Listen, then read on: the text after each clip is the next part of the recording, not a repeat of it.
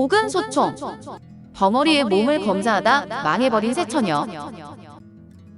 신창에 새처녀가 있었는데 부모가 모두 돌아가시고 집안이 가난하여 아무도 그들에게 장가오라는 사람이 없었다. 신창은 충청남도 아산에 있는 지명입니다. 큰딸, 둘째 딸, 막내딸 모두 나이가 20여 세를 넘어 그들 스스로 혼기를 놓친 것에 대하여 상심하고 있었다. 바야흐로 꽃피는 봄날 세 처녀가 함께 동산에서 놀다가 막내가 말하였다.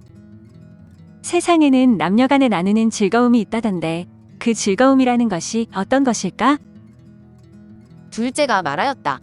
나도 그것이 의아해. 첫째가 말하였다. 아무 계집종이 지아비와 사이가 좋으니 물어보면 될 거야. 그리하여 마침내 계집종에게 물으니 계집종이 대답하였다. 어떻게 쉽게 말할 수 있겠어요? 세 처녀가 그래도 강요하자 계집종이 말하였다. 남자들 양쪽 다리 사이에는 살몽둥이 하나가 있답니다.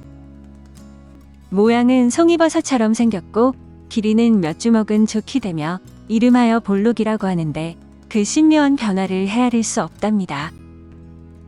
만물의 생성이 끝없이 이어지며 그치지 않고 변화하는 공로가 모두 이에서 말미암지요. 소인은 하루도 그것을 버려둔 적이 없답니다. 자세하게 말해보아라. 새 아가씨께서 듣고자 하시니 소인이 어찌 감히 감추겠나이까? 남자가 그 볼록한 것을 여자의 오목한 것에 넣어 볼록한 것과 오목한 것이 서로 맞물리면 그때 느끼는 즐거움은 이루 다 말할 수 없습지요. 그 즐거움이 어떤데? 볼록한 것이 오목한 것 가운데로 들어가 위로 갈아대고 옆으로 두드리다가 바야흐로 급하고 빨라지면 사지가 뼈도 없이 녹아내리는 듯 흐물흐물해져 살아도 산 것 같지 않고 죽어도 죽은 것 같지 않은 거랍니다. 첫째가 입가에 침을 흘리면서 말하였다. 내 마음이 점점 미혹되는구나. 그만 말하는 것이 좋겠다. 세 자매가 인하여 서로 모의하였다. 만약 벙어리인 거지를 만나게 되면 그 볼록한 것의 모양을 구경해보자. 그때 마을의 한 소년이 마침 그 집단 밖을 지나다 세 처녀의 이야기를 엿듣고는 속이고자 하였다. 무더기 옷에 쪽박을 차고서 그 집으로 갇힌 문을 두드리고 밥을 구걸하면서 마치 벙어리인 체하였다. 세 처녀는 기뻐하며 그를 구석진 방으로 이끌고 들어가 아랫도리를 벗기고 그 볼록한 것을 드러내었다. 첫째가 먼저 더듬더니 말하였다. 이건 가죽이야. 둘째가 그 다음으로 더듬더니 말하였다. 살인데. 막내가 또 더듬어 보더니 말하였다. 뼈인데. 이는 그 약물이 만짐에 따라 점점 변하였기 때문이었다. 세 자매는 소년을 좌우로 빙 둘러싸고서 상옥간의 약물을 가지고 놀았는데 볼록한 것이 갑자기 기운을 부려 위아래로 움직이자 세 자매가 미소 지으며 말하였다. 저 물건이 미친 짓거리를 하네. 소년은 세 여자의 손을 잡고 벌떡 일어나 앉더니 말하였다. 이 물건은 본래 미치지 않았는데 낭자들이 미치게 했어. 발광한 물건은 마땅히 낭자의 오목한 것 속에 넣어야만 하오. 세 여자가 놀라 얼굴색이 변하면서 몸을 벌벌 떨자 소년이 말하였다. 내가 한 소리라도 내면 낭자들의 집안을 욕되게 할 텐데 어찌 감히 피하려 하오? 드디어 세 여자를 차례로 번갈아가며 즐겼다. 사시는 말한다. 심하도다. 음과 양이 서로 가문함이 신속함이여. 세 여자가 계집종의 말을 한번 듣자 마음이 쉽게 동하여 벙어리에 볼록한 것을 시험해 보려다 끝내는 자신의 몸을 더럽히고 말았으니 비루하도다. 예경에서 남녀 사이의 분별을 가장 엄하게 다루었으니 성현들이 경계하고 삼각의 한 뜻이 어찌 우연이겠는가. 자주 와서 공지를 사 가셔야 해요. 한 생선 장수가 큰 숭어 한 마리를 가지고 시골 마을로 팔러다니며 큰 소리로 외쳐댔다. 어떤 여자이든지 학문과 옥문 사이에 나의 약물을 잠깐 댈 수 있도록 해준다면 이 생선을 주겠어. 한 권농의 아내가 이 말을 듣고 마음속으로 중얼거렸다. 그곳은 공지이니 대주어도 무방하겠지. 권농은 조선시대의 강면에 딸리어 농사를 장려 지도하던 직책 또는 그 사람을 일컫습니다.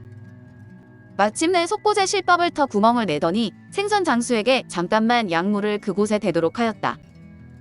생선 장수는 여자의 세폭짜리 잠방이를 말아 올린 다음 엉덩이를 높게 고이고 옥으로 깎아놓은 듯한 다리를 드러내게 하여 두 겨드랑이 사이에 끼는데 포교의 흰속처럼 희어 마치 북병이 나무 동계를 찬 것 같았다.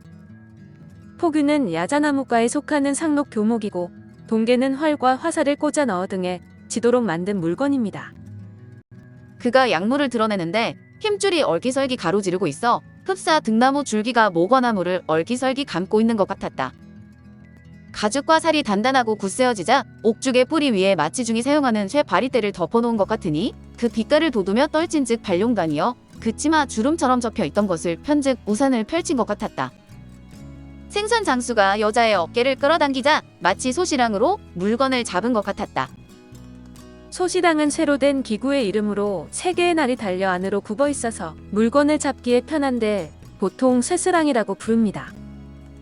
사내가 구멍에 약물을 대고 곧게 세우니 수고양이가 머리에 맞바람을 쏘이는 모양 같은데 두 헐시위가 팽팽히 당겨지자 사내의 약물은 통영 장인의 칼끝 같았다. 넣었다 뺐다 하며 창을 가니 능숙한 가죽 장인이 어지러이 무두질하는 모습이었다. 권농의 처는 즐거운 정이 흡족한 나머지 마침내 생선 장수를 끌어안고 등을 어루만지며 말하였다. 오늘 거래는 정말이지 즐거웠어요.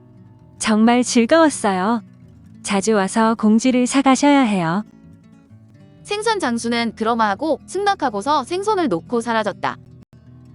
얼마 지나지 않아 권농이 돌아왔는데 아내가 생선으로 식사를 권하니 물었다. 어디에서 난 거요? 아내가 항문과 옥문 사이에 공지를 팔아서 얻었다고 말하자 권농은 크게 놀라며 말하였다. 공지를 팔았다면 그만이지만 만일 실수라도 하여 값진 곳으로 들어갔으면 어찌하겠어? 생선을 먹는데 굳이 그 생선 장수의 것이라야 하겠어? 사실은 말한다. 생선 장수는 공지를 비이고자 하면서 여자가 기꺼이 드득이라는 것을 이미 헤아렸던 것이요.